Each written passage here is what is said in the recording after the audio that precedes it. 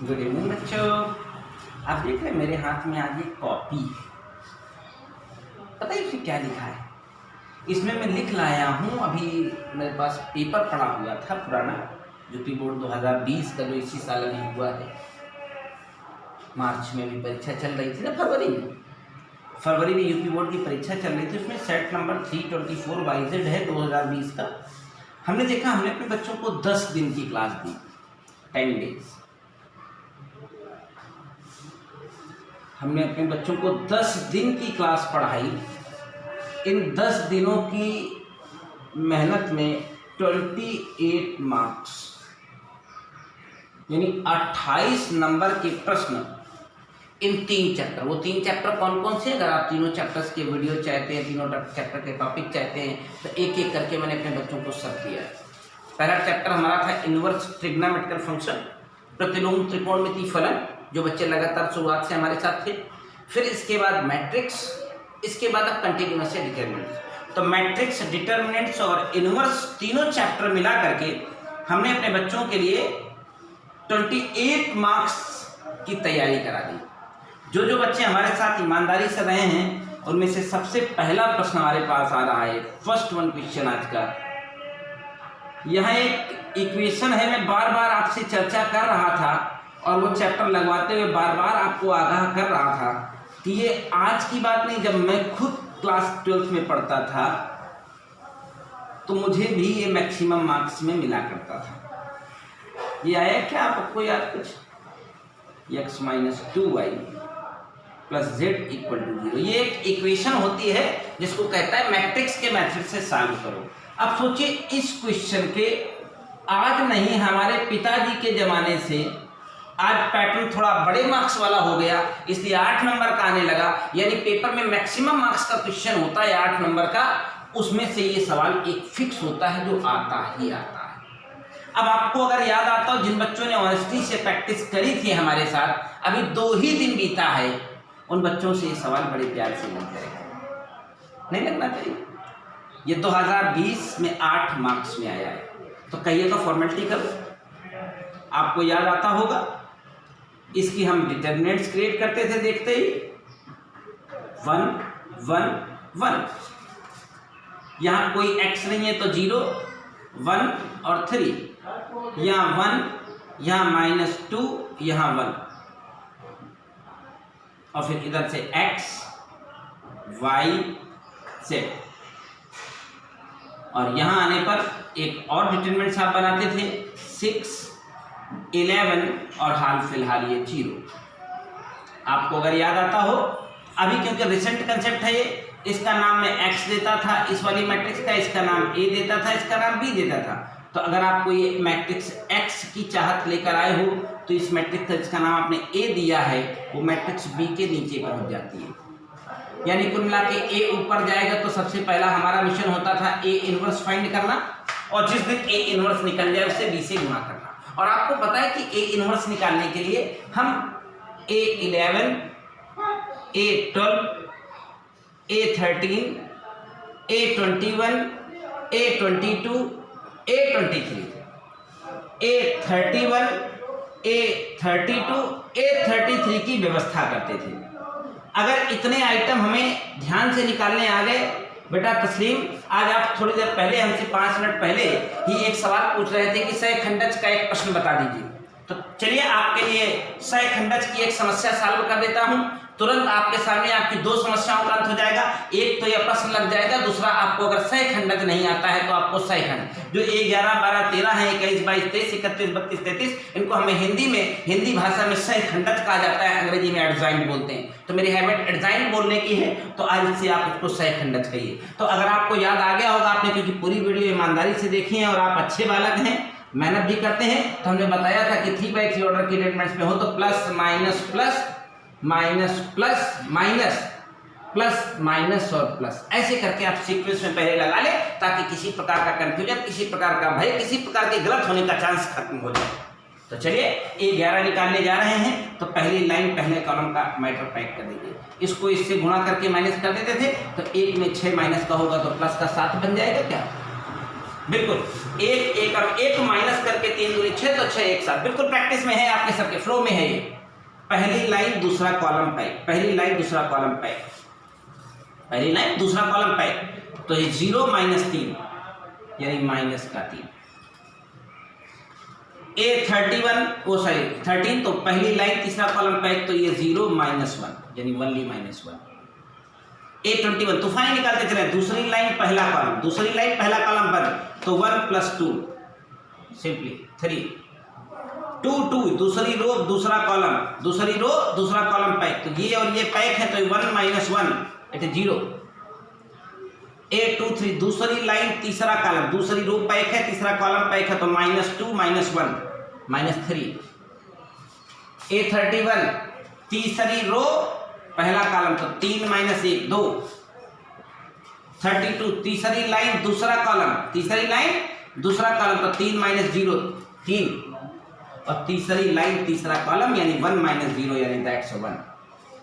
तो मैंने कहा था कि जिस समय आप ए इनवर्स निकालने में कामयाब रहेंगे, मैं ये जगह छोड़ देता हूँ, ए इनवर्स की तैयारी करने में लगा हूँ। तो अगर आपको याद आता हो तो ए इनवर्स के लिए मैंने फॉर्मूला बताया था, adjoint upon mod of A, adjoint upon mod of A. तो एडजाइन की व्यवस्था मैंने आपको बताई है मैट्रिक्स में कि जो ये 11 12 13 21 22 23 31 32 33 आते हैं, इनको डायरेक्ट कॉलम मैट्रिक्स में डाल दीजिए।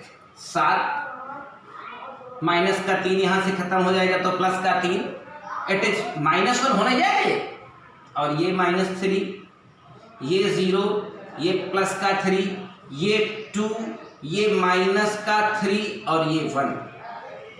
Listen my dear, upon modulus में ए, अपान मॉडुलस में। अब मॉडुलस निकालने का तरीका हमने आपको लगातार अभी डिटरमिनेंट चल रही है, कंटिन्यूअस मॉडुलस यानी इसका एक्सपेंशन खोलना है इस मैट्रिक्स ए का। मैट्रिक्स ए का एक्सपेंशन खोलने जाएंगे तो मॉडुलस ऑफ ए निकल जाएगा। ये निकाल देता हूं यहीं जल्दी से। तो सबसे पहले ऊपर 1 लिखा है, मैंने कहा था कि आंख बंद करके रखिए जब डिटरमिनेंट लगा रहे हो, तो ब्रैकेट के अंदर का आइटम लिख लीजिए। फिर वो दूसरा था तो ये -1 कर दीजिए, इस ब्रैकेट के अंदर का सब लिखेगा जो भी साइन आया हो। फिर यहाँ 1 ही है तो इसको भी पकड़िए, इस ब्रैकेट का आइटम लिख दीजिए, दोबारा आपको झंझट नहीं पड़ेगी। 7 में 3 प्लस हो जाएगा, 7 3 10, 1 माइनस निकल जाएगा 9, तो इसका मॉडुलस आ गया 9, इसका मॉडुलस आ गया 9। तो मेरा ए इनवर्स आ गया फला अपान माइनस प्लस का 9। तो बस हमें आखिरी अपना काम कॉन्सेप्ट पूरा करना है। ए एक्स की वैल्यू फाइंड करने के लिए ए इनवर्स अर्थात 7 3 माइनस का 1 -3 0 3 2 -3 1 का मल्टीप्लिकेशन हमें मैट्रिक्स डी के साथ करना है, यानी 6 11 और 0। और इधर आप देख पा रहे होंगे यहाँ पर मॉडुलस का डिवाइड नीचे मौजूद था, क्योंकि ए इनवर्स इंटू बी था, तो ए इनवर्स में निकाल के बैठा हूँ। सिर्फ अब इसे मल्टीप्लाई करना है, तो जितनी जल्दी हो जाए इसका मल्टीप्लिकेशन अंजाम देते हैं हम लोग। पहली लाइन पहला कॉलम 7 6 42, गेर 33 और 0, 42 में 33 निकल जाएगा तो कितना बचेगा? 9 बचेगा क्या? बिल्कुल। इसको इसके साथ क्षेत्र का 18, ये 11 0, फिर ये भी 0, सिर्फ 18। फिर इसको इसके साथ जाएंगे तो माइनस का 6 प्लस का 33, 33 में 6 निकल जाएगा अगर, तो कितना बचेगा? 33 में 6 निकल जाएगा 27 बचेगा। और सभी का डिवाइड करना है किसके साथ? 9 के साथ। 9 को इन सभी से डिवाइड करेंगे तो आपकी मैट्रिक्स कैलकुलेट हो जाएगी 1 2 और 3। आप इमेजिन नहीं कर सकते हैं कि 8 नंबर कितने मुफ्त में मिला करते हैं। तो ये 8 मार्क्स का एक क्वेश्चन पूरा हो गया। मैंने एक्स मैट्रिक्स यानी एक्स वाई जेड की जो वैल्यू निकाली है वो 1 2 3 आई है। That's a correct answer and that's a final result. आगे बढ़ते हैं हम आपके लिए नेक्स्ट क्वेश्चन लेकर आए हैं। अगला सवाल सुबह बताया है आज हमने, जिसने आज हमारी सुबह की लेक्चर पढ़ी थी सुबह 5:30 बजे, वो सुबह 5:30 बजे प्रश्न एग्जाम्पल के रूप में आया था। ये एग्जाम्पल 6 था किताब का, और ये क्वेश्चन आपके बोर्ड में 4 मार्क्स में आया है। जिन बच्चों ने आज सुबह की क्लास पढ़ी थी वो एग्जाम्पल 6 था अपनी 4B वाली एक्सरसाइज का, किताब जाके देख सकते हैं। और सुबह की लेक्चर वाले सवाल को अगर देख पा रहे हों तो इस सवाल को बिल्कुल लाइव देख सकते हैं। सुबह लाइव आया था, आज थोड़ा कैमरे के पीछे आ गया। सुबह आया था 5:30 बजे और शाम का भी बज रहा है 5:30। एक सवाल 12 घंटे के अंदर दोबारा आपके सामने है। याद आ गया क्या? ये सवाल एग्जाम्पल 6 था किताब का, जो सुबह मैंने डिस्कस किया है। बिल्कुल एज इट इज है ये। अगर आप थोड़ा सा सही थिंक करें तो अगर आपको याद आ रहा हो तो इस प्रश्न को सुबह ही हमने लगाया है। It is 10A 6B 3C और इसको लाना था AQ। डिटरमिनेंट जैसा खूबसूरत टॉपिक अभी कंटिन्यूअस चल रहा है। अभी हमने अपनी तरफ से इसे ऑफिशियली पूरा भी नहीं किया है। आज मैं आपका बोर्ड का पेपर लेके बैठा हूं, आपके सामने सवाल ला रहा हूं। ये क्वेश्चन 4 मार्क्स में था, तो 8 का वो हो गया, और अगर 4 ये कर लेंगे तो 8 4 12 होंगे। बाकी मेरे सामने है 5 का एक इनवर्स ट्रिग्नोमेट्रिक फंक्शन है, 5 की फिर एक मैट्रिक्स है, वो डिटरमिनेंट्स है, फिर एक इनवर्स है, फिर एक इनवर्स है, सब मिलाकर के 28 मार्क्स है। लाता हूं आपको। अगर सुबह सुबह की सीन याद आ रही हो तो पहला एक्शन हमारा हुआ था इसमें 2 से गुणा करके इसमें घटाना, और ऊपर वाले में 3 से गुणा करके इसमें घटाना। यानी अगर आपको सुबह की लेक्चर याद हो तो एक क्वेश्चन रिवाइज हो रहा है। R2 equal to R2 minus 2R1 और R3 equal to R3 minus 3R1। सवेरे भी मैंने डिटेल डिस्कस किया था, उससे भी ज्यादा खूबसूरत आपकी बात डिस्कस कर दे रहा हूं। 12 घंटे ही बीते, एक सवाल आपके सामने दोबारा आ रहा है। मैंने कहा इस रो 1 को 2 से गुणा कर डालो, तो अगर थोड़ा किसी का कलेजा कमजोर हो तो 2 से गुणा कर लो तो ये 2A हो जाता, 2A प्लस 2B हो जाता, 2A 2B 2C हो जाता। जिसका कलेजा कमजोर हो वो 2 से अलग गुणा करके तीनों एलिमेंट निकाल ले। मैंने कहा है कि रो 2 में 2R1 घटाना है, तो इस रो 2 में से घटा के देखो पहली जगह पर। इसकी तो छेड़छाड़ आपको करनी नहीं, क्योंकि आपको रो 2 को छेड़ना है, तो इसकी छेड़छाड़ बिल्कुल नहीं करेंगे। इसको एज इट इज लिख देंगे जो भी यहाँ लिखा है। इसमें इसको घटाते जाओ तो ये कितना हो गया 0। इसको इसमें घटा दो तो क्या हो जाएगा, सिर्फ A घटा लो। इसमें इसको घटा डालो तो 4A में 2A निकल जाएगा, 2A बचेगा, 3B में 2B निकल जाएगा, सिर्फ B बचेगा, 2C पूरा खत्म हो जाएगा। अब एक लास्ट एक्शन है, इस R1 को 3 से गुणा करना है, फिर R3 से घटाना है। तो 3 से गुणा करते ही यहाँ 3 होता, यहाँ 3A प्लस 3B होता, यहाँ 3A 3B और 3C होता। आपको समझ आ रही होगी मेरी बात। अब आपको इस रो 3 से इसको घटाने जाना है, तो एक 0 का प्रबंध कर लिया आपने। इसको फिर से घटाने आए तो 6A में 3A घटेगा तो क्या बचेगा 3A, और 3B पूरा खत्म हो जाएगा। देख पा रहे हो आप?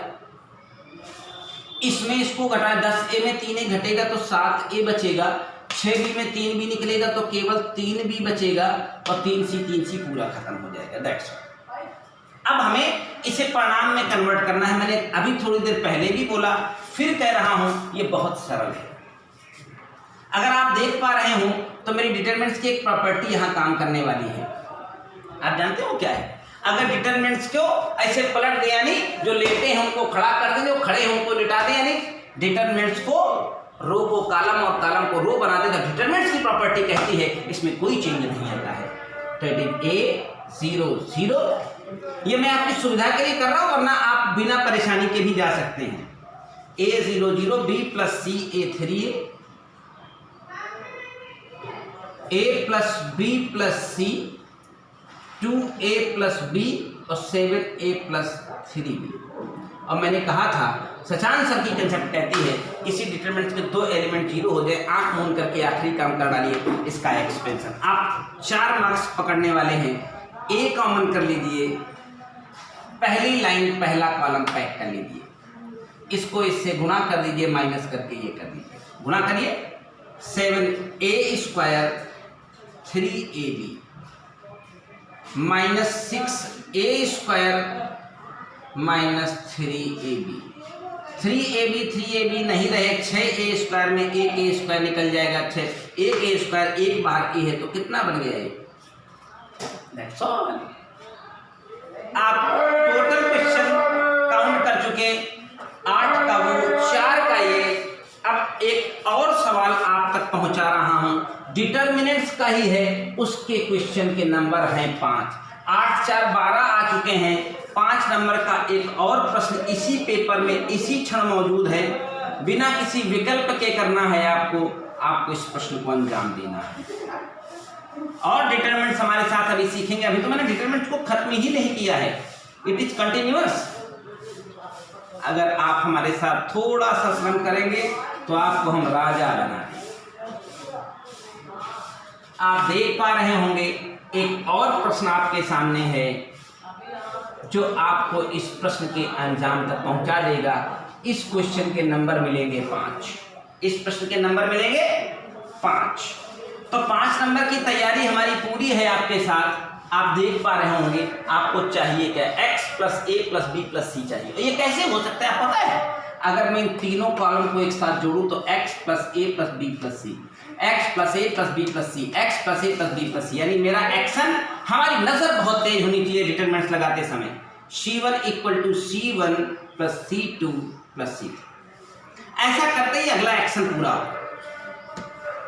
इन तीनों को आप जोड़ने जा रहे हो तो आपको क्या मिला है? बड़े प्यार से, बड़े आराम से, बड़े इत्मीनान से इन प्रश्नों को मैं लगा रहा हूं।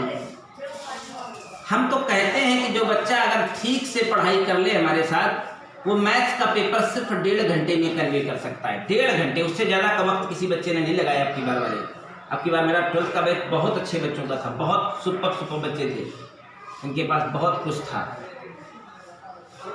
पहला एक्शन आपको नजर आ रहा है? हमने कॉलम 1 2 3 को एक साथ जोड़ा तो ये सीन बन गया। और ये सीन देखते बनने में कि ये मुझे कॉमन चाहिए था और ये मुझे बाहर चाहिए, तो इसको इमीडिएट बाहर निकाल लो। सब में, पूरे रो में, पूरे कॉलम में कॉमन आ रहा है, इसको निकाल के बाहर बैठा लो। इसको जब आप निकाल के बाहर बैठाओगे तो ये पूरे खत्म होकर के यहाँ क्या हो जाएगा? 1 1 1। और मैं कल से चिल्ला रहा हूँ, जो बच्चे हमारे साथ डिटरमिनेंट्स पढ़ रहे हैं उन्हें कल से इस बात को आगाह कर रहा हूँ, बराबर बता रहा हूँ कि किसी भी रो या किसी भी कॉलम में अगर 1 1 1 आ जाए तो आपको पहला एक छोटा काम करना है। अगर ये 1 1 1 यहाँ है तो उसको रो में पहुंचा दो। और इसकी प्रॉपर्टी आपको मैं बराबर एक्सप्लेन कर रहा हूँ कि अगर किसी रो का कॉलम बनाया जाए तो डिटरमिनेंट्स में कोई चेंज नहीं आता है। इसको पूरा उधर को लपेट दीजिए, b x plus b b, c और x प्लस c। आप देख पा रहे होंगे।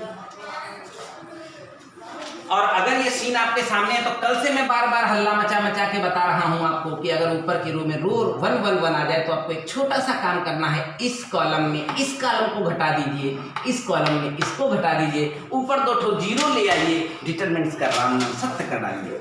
चलिए, x प्लस ए प्लस बी प्लस सी आपके अगला एक्शन में शामिल है। ये लगभग 90% सवालों का खेल है। मैं आपको कल से बता रहा हूँ, परसों से बता रहा हूँ कि C1 equal to C1 minus C2, और ये 1 1 1 आने के बाद केवल एक ही दबाई डिटरमिनेंट्स के सचान संदेह बनाई। आप इसको 0 0 और 1 कहिए। इसको इसमें घटा लाए हैं तो इट इज माइनस x, इसको इसमें घटा लाए हैं तो एक 0, इसको इसमें घटा लाए हैं तो सिर्फ x, इसको इसमें घटा लाए हैं तो माइनस का x। देख रहे हैं? और यहाँ b और यहाँ x प्लस। कल से बार बार बता रहा हूँ कि जीरो वाली लाइन में अगर कोई आइटम कॉमन निकल रहा है तो जीरो के साथ तो हर चीज बाय डिफॉल्ट कॉमन होती है। तो इस सब के साथ अगर x नहीं है तो x लिखवा सकता हूँ अगर आपका दिल करे। और इसमें अगर x नहीं दिख रहा है तो इसमें x लिख दीजिए। इस पूरे रो में x कॉमन है, उस x को मैं बाहर निकालूंगा तो ये x बाहर निकल जाएगा। तो ये सब तो x खत्म, यहाँ एक नहीं बच जाएगा। इस x को भी मैं बाहर निकालूंगा तो यहाँ प्लस का 1, यहाँ पर 1 माइनस का।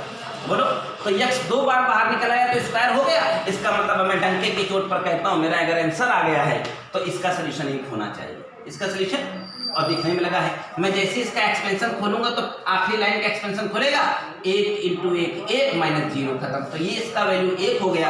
आपका आंसर आपके सामने है। ये क्वेश्चन आपको कितने मार्क्स देके जा रहा है? 5 मार्क्स। कितना हो गया?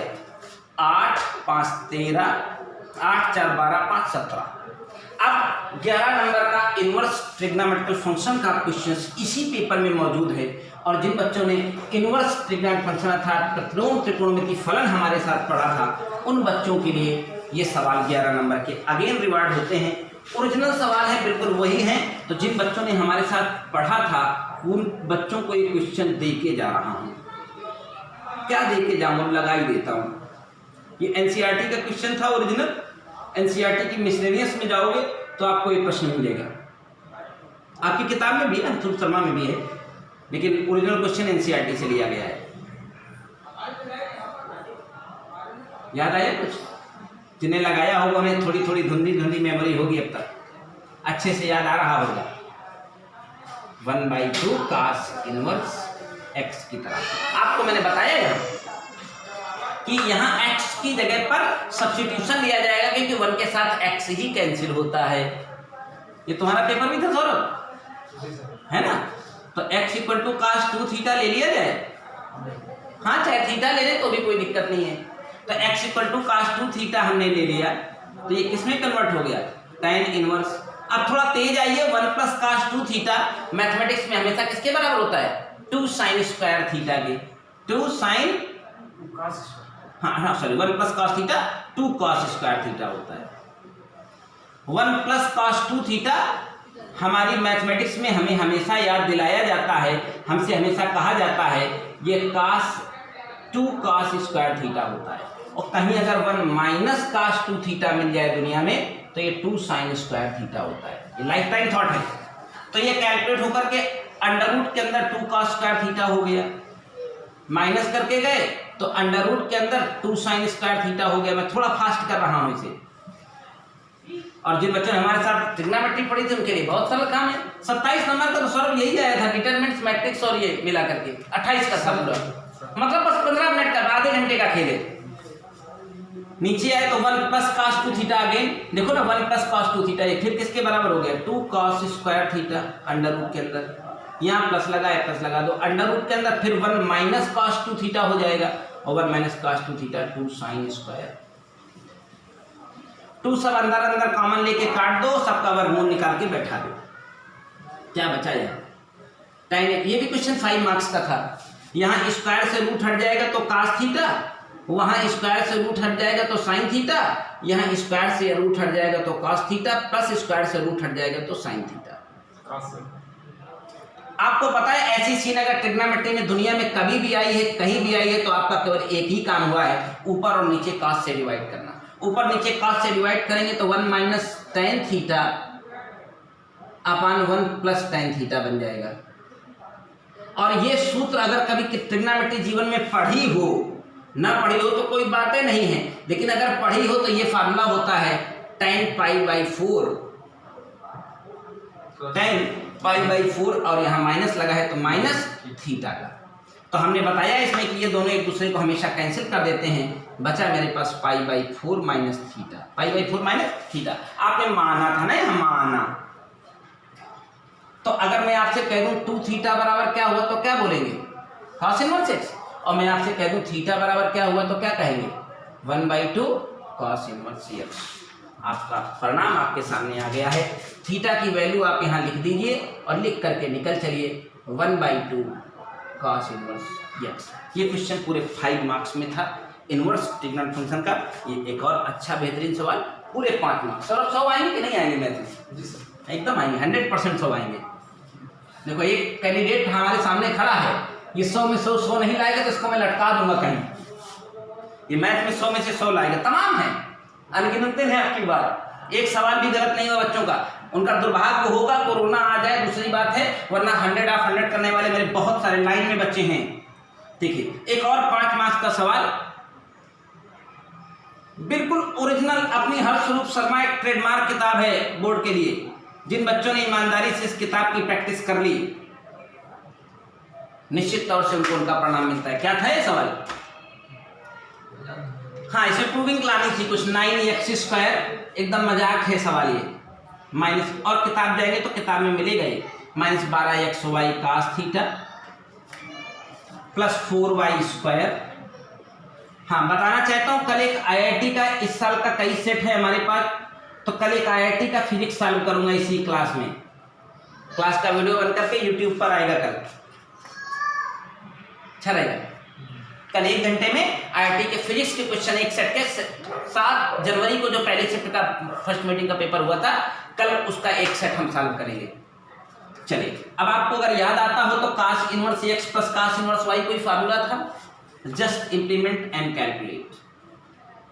cos इनवर्स x y, यही था फार्मूला x y, और प्लस था तो माइनस हो जाता था, अंडर रूट के अंदर 1 माइनस एक्स स्क्वायर, तो x की जगह x बाई 2 है तो x स्क्वायर बाई 4, y की जगह पर y बाई 3 है तो y स्क्वायर बाई 9। ये है cos inverse x plus y का फार्मूला इक्वल टू बचा थीटा। हमें क्या करना चाहिए, आखिरी सवाल, आखिरी स्टेप, इस थीटा को वहां ले जाएंगे, वहां ले जाने के बाद थोड़ा सा खेल सेट करेंगे, 5 6 है, माइनस अंडर रूट के अंदर 4 minus x square upon 2, under root के अंदर 9 minus y square upon 3 equal to cos theta. इसको भी इधर ले आओ, उसको उधर ले जाओ, तब होल स्क्वायर करो तो मजा आएगा। अभी होल स्क्वायर कर देंगे तो फंस जाएंगे। X y by 6 minus cos theta equal to under root के अंदर 4 minus x square 9 minus y square upon 6। ये है। अब हमारा ये परिणाम चाहने के लिए होल स्क्वायर करने के अलावा हमारे पास कोई विकल्प नहीं बचा है। प्यार से होल स्क्वायर करें, कैलकुलेशन करें, अगले स्टेप में रिजल्ट लिखें। ये होल स्क्वायर खोलेगा तो क्या लिखा जाएगा, x square y square upon 36, क्यों sir, plus cos square theta minus 2xy cos theta upon 6। अरे होल स्क्वायर खोल दिया यार। इसका होल स्क्वायर खोलने में रूट गायब हो जाएगा और आपस में दोनों गुणा हो जाएंगे, तो 9 चौको 36 minus 4y square minus 9x square plus x square y square, नीचे 6 का स्क्वायर 36 हो जाएगा। अब 36 है तो 36 को एलसीएम करना बनता है। अब अगला स्टेप नीचे कैलकुलेट कर रहा हूँ, 36 एलसीएम हो जाएगा। 36 एलसीएम करने के बाद यहाँ हमारे पास बचेगा x square y square plus 36 cos square theta, क्यों इसके नीचे कुछ नहीं है। यहाँ 6 है तो 6 दूनी 12 एक्स वाई कास थीटा। आप देख पा रहे हो सीन बनने लगा है, 12 एक्स वाई कास थीटा आ गए इक्वल टू, यहाँ भी 36 एलसीएम कर लेंगे। 36 minus 4y square minus 9 plus 9x square plus x square y square. ये 36 से 36 नहीं रहे, ये x स्क्वायर वाई स्क्वायर दाएं बाएं से नहीं रहे। आखिरी सेटिंग हमारा रिजल्ट आने वाला। देखिए 9x स्क्वायर चाहिए था, 9x स्क्वायर मेरे पास है, हाँ यहाँ पर माइनस का था, तो इसको पक्षांतर करके बाएं ले आऊं तो प्लस का 9x स्क्वायर हो जाएगा, इसको पक्षांतर करके बाएं ले आऊं तो प्लस का 4y स्क्वायर हो जाएगा। ये अपनी जगह पर बाएं साइड में रखा हुआ है, माइनस का 12xy मौजूद है। अब केवल इसकी और इसकी सेटिंग करनी बाकी, इसको उधर भेज देते, इसको उठाकर 36 कॉमन करते 1 माइनस कास स्क्वायर थीटा किसके बराबर होता है, sin स्क्वायर। ये क्वेश्चन भी 5 मार्क्स में था, मतलब 5-5 मार्क्स से क्वेश्चन फ्री में बढ़ रहे हैं। जितना चाहिए तुम्हारे पेपर से था ना एकदम सिमिलर 324 वाइट जेड। हाँ, और एक आखिरी सवाल, इन 3 चैप्टर को मैंने अभी तक पढ़ाया, मैंने दिखाया आज आपको कि इन 3 चैप्टर से कौन सा प्रश्न आया है, कैसा। ये क्वेश्चन आखिरी वाला 1 मार्क्स में है। केवल आपको यहाँ प्रिंसिपल वैल्यू लिख करके वैल्यू रिटेन कर देनी है और दिखाना है किसके बराबर है। टाइम में 1 वैल्यू π/4 की होती है, मैंने बताया था, वो π/2 है, वो 120 की वैल्यू होती है 2π/3, और वो साइन में -30 की वैल्यू होती है, यानी माइनस का π/6। एंगल में चला जाता तो 45 120 30, 120 में 30 घटता 90, 90 में 45 जुड़ता 135, 135 को वापस पाई बना देता तो 3π/4। इसका आंसर था क्वेश्चन 1 नंबर का। हाँ चाहे जैसे कर ले, sin x इनवर्स π/2 वैसे होता है बिल्कुल। अब sine inverse x plus cos inverse x और बता रहा है कि π/2 के बराबर, तो 90 ये हो गया, 45 वो हो गया, 90 45 135। 1 मार्क्स का क्वेश्चन है, जो दिल करे कर लो।